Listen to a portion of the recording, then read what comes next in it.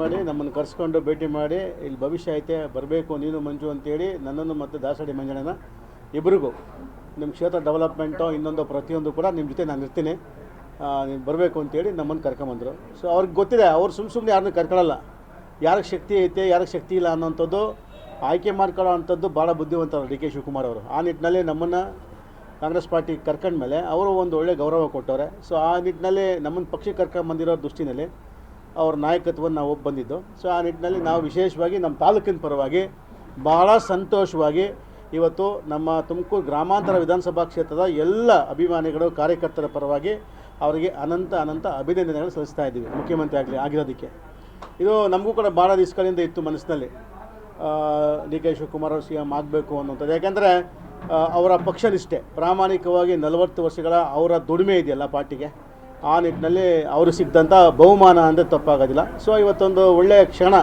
ಸುಂದರವಾದ ಕ್ಷಣಗಳು, ನಮ್ಮ ಕಾರ್ಯಕರ್ತರು ಭಾಳ ದೊಡ್ಡ ಮಟ್ಟಕ್ಕೆ ಇವತ್ತೊಂದು ಕಾರ್ಯಕ್ರಮನ ಆಯೋಜನೆ ಮಾಡಿ ಎಲ್ಲರೂ ಆ ಸುಂದರವಾದ ಕ್ಷಣವನ್ನು ಅನುಭವಿಸುವಂಥ ಕೆಲಸ ಮಾಡಿದ್ದೀವಿ.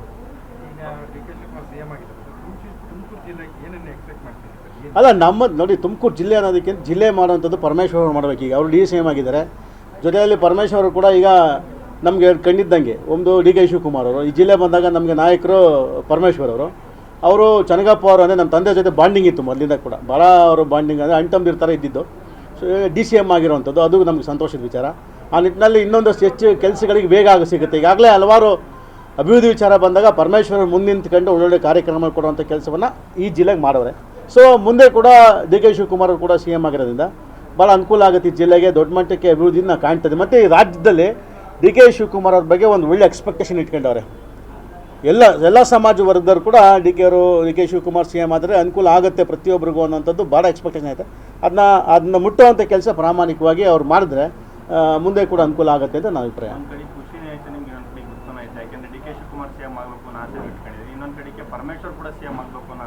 ಅಲ್ಲ ಹೌದು, ಅದು ಕಾಮನ್ ಅಲ್ವ, ಅದು ತುಮಕೂರು ಜಿಲ್ಲೆ ಅಂತ ಬಂದರೆ ನಾವು ತುಮಕೂರು ಜಿಲ್ಲೆ ಮಗ, ನಾವು ತುಮಕೂರು ಜಿಲ್ಲೆ ಮಕ್ಕಳೇನು ತೀರ್ಮಾನ ಏನು ಯೋಚನೆ ಮಾಡಿ ನಮ್ಮ ತುಮಕೂರು ಜಿಲ್ಲೆ ಮಗ ಆಗಬೇಕು ಅನ್ನೋಂಥದ್ದು ಸಹಜವಾಗಿ ನಮಗೆಲ್ಲ ಮನಸ್ಸಲ್ಲಿ ಇರ್ತದೆ.